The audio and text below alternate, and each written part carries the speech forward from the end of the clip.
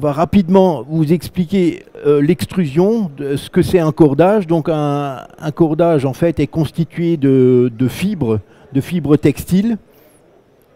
C'est un principe de fusion, d'extrusion. Et au milieu, vous avez une fibre classique, c'est-à-dire un polyester, un polyamide. Vous voyez que la structure moléculaire, elle est relativement diffuse. Et à droite, vous avez les fibres à haut module. Donc ça, c'est les nouvelles fibres qu'on a développées ces 20 dernières années, où on a modifié les structures moléculaires et on arrive à des fibres à très haute résistance. Donc voilà à quoi ça ressemble, un fil de base. Donc c'est notre matière première pour la fabrication. Ça sera un fil très fin qui est composé en moyenne de 200 petits filaments. Donc là, vous avez le premier stade de fabrication pour faire une corde, c'est-à-dire qu'on va assembler 5, 10 ou 15 fils ensemble et on va les retordre. Vous voyez par exemple là, on a pris un fil de base en 3 fils avec une torsion de Z100, donc avec une torsion de protection. Donc là, nous avons schématisé en fait les deux possibilités. Quand vous faites une torsion, vous avez les fibres en S et vous avez les fibres en Z. Donc vous voyez, c'est chaque fois le trait du milieu de la lettre qui vous indique le sens de la torsion. Alors quand c'est S, vous avez beau le retourner dans les deux sens, ça restera toujours une torsion S et Z. Et quand vous avez une corde tressée, vous avez les deux sens de torsion, vous avez toujours un côté S et un côté Z. Donc quand nous on fabrique, on a toujours les deux possibilités. Ce tableau est extrêmement important et intéressant. Vous allez le retrouver à la fin de notre catalogue. En fait, vous avez à gauche toutes les fibres statiques et à droite les fibres dynamiques. Parce que ça, ce sont vraiment les deux grandes familles. En fait, vous avez les fibres qui ne s'allongent pas et vous avez les fibres qui s'allongent. À gauche, ça sera essentiellement tout ce qui va nous intéresser pour les drisses, les écoutes.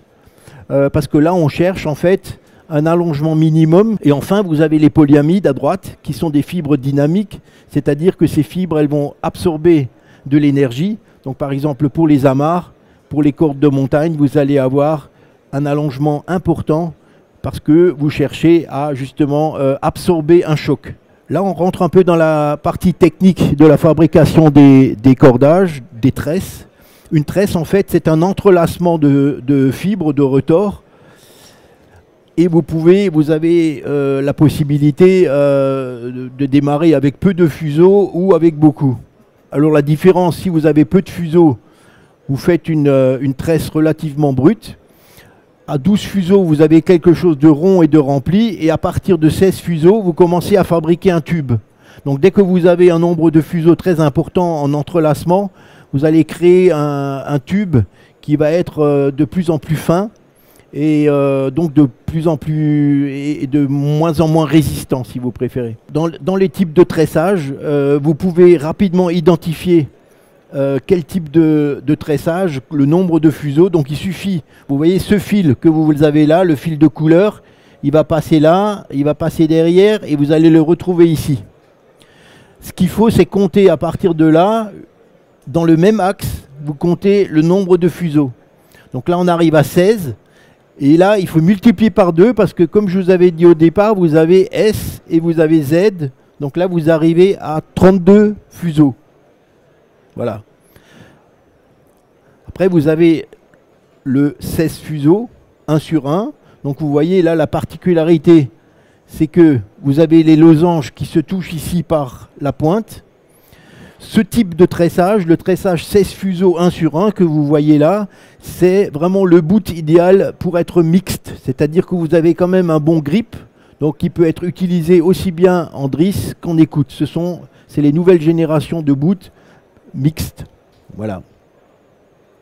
Là, vous avez le tressage classique. Ça, c'est le bout le plus répandu pour la croisière.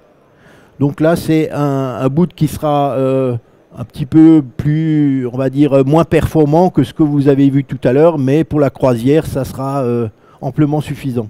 Là, on revient un peu au phénomène d'allongement. On parlait tout à l'heure les fibres statiques, les fibres dynamiques.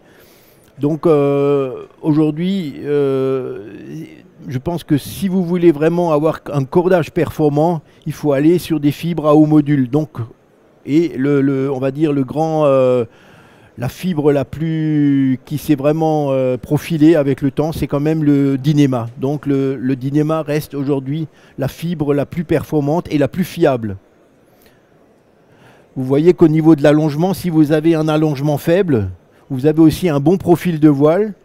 Et si vous avez un cordage avec un allongement de 4 ou de 5%, tout ça, ça va se traduire en manque de performance. Tout simplement parce que le cordage va absorber l'énergie au lieu de la restituer directement en vitesse d'avancement.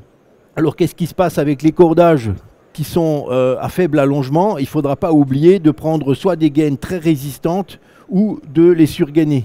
Parce que comme il y a moins d'allongement, bah forcément, les gaines vont être davantage sollicitées. Donc là, vous avez un exemple, c'était la Regatta Andris. Là, on revient aux amarres. Vous voyez, là, ce genre de boot, il faut vraiment qu'il absorbe l'énergie. Là, on est sur, en moyenne, on dit une amarre qui fait bien son travail. Il faut qu'on soit entre au moins à 10% d'allongement. On a par exemple la Handy Élastique qui est notre produit phare, le haut de gamme. On est à 30% d'allongement en charge de travail. Là, on arrive aux techniques d'épissure. Donc, tout ça pour vous dire qu'un boot, si je prends ce boot par exemple qui résiste à 3 tonnes, si je fais un nœud, ça va passer à 1,5 tonne.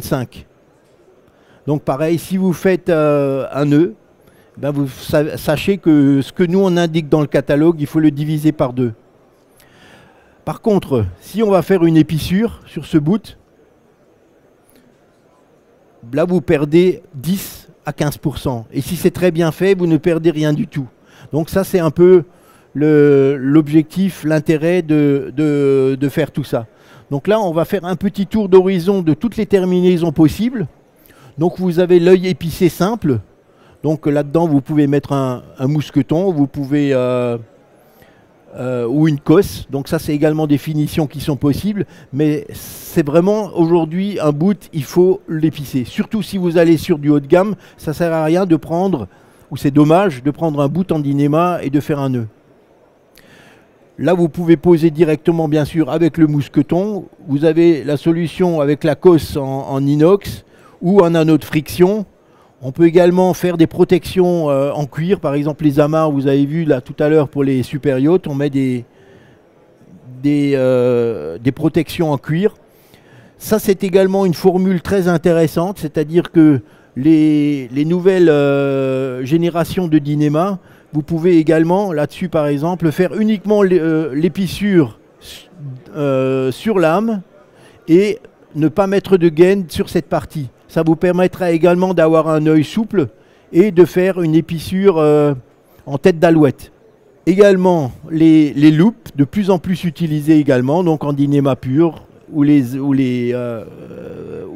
manies textiles par exemple.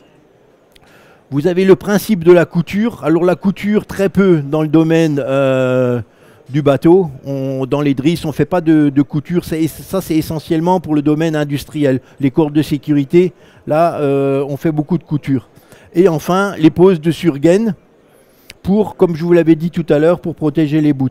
Donc là, vous avez un peu un aperçu de toutes les finitions aujourd'hui qu'on peut avoir sur le bout. Je vais vous montrer un petit peu une manie textile que c'est tout à fait à votre portée. Vous pouvez facilement aujourd'hui travailler pour faire une manie. Prenez 1 mètre de bout, Dynéma, ça c'est du Dynéma pur, ça s'appelle la D-Pro. Donc là vous cherchez le milieu. Quand vous avez fait le milieu, vous ouvrez au centre. Donc en faisant attention de ne pas trop... Voilà, vous ouvrez le centre. Là, on va faire le coulissant.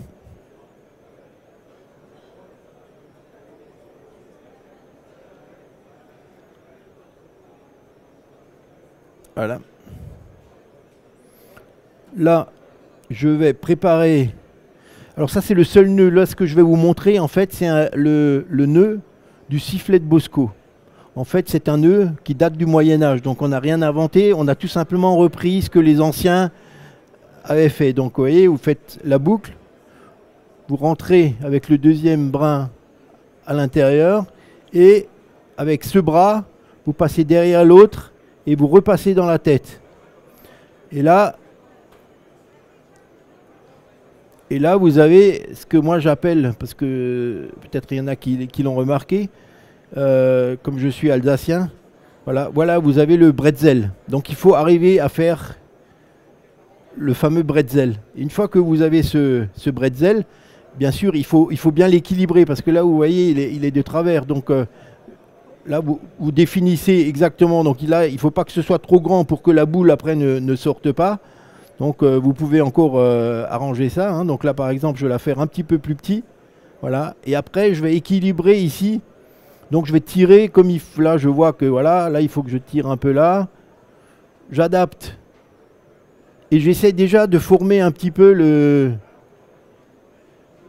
Et là, j'essaie de faire la forme.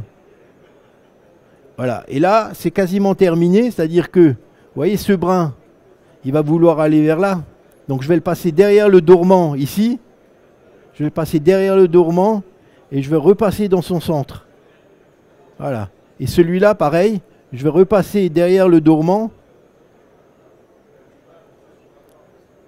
Repasser en son centre. Et là, voilà, ma manie est faite. Et là, tout simplement, il s'agit de bien l'équilibrer. C'est le seul nœud qui tient la charge. C'est-à-dire que là, vous pouvez... comme vous serez en plus sur deux brins, vous n'aurez pas fragilisé la manie. Alors un petit conseil, si vous les faites vous-même, parce que nous, en usine, on les souque à l'hydraulique, ne coupez pas trop à ras. Plutôt que de couper complètement à ras, parce que le risque, c'est que quand vous avez une tension sur votre manie, c'est que les deux brins, ils rentrent à l'intérieur et votre manie s'ouvre. Donc le conseil que je peux vous donner, laissez tranquillement 2 cm. Le mieux, vous prenez une petite gaine thermo ou un adhésif, ou vous faites une petite surliure et vous laissez les deux brins, ils vont déranger personne, et en même temps, vous serez sûr que votre manie ne va pas s'ouvrir. Et vous voyez, votre manie, elle est terminée. Hein, donc en quelques minutes, vous avez fabriqué, et là, vous faites à la longueur que vous voulez. Voilà, vous repassez simplement là. Et voilà. Votre manie est faite.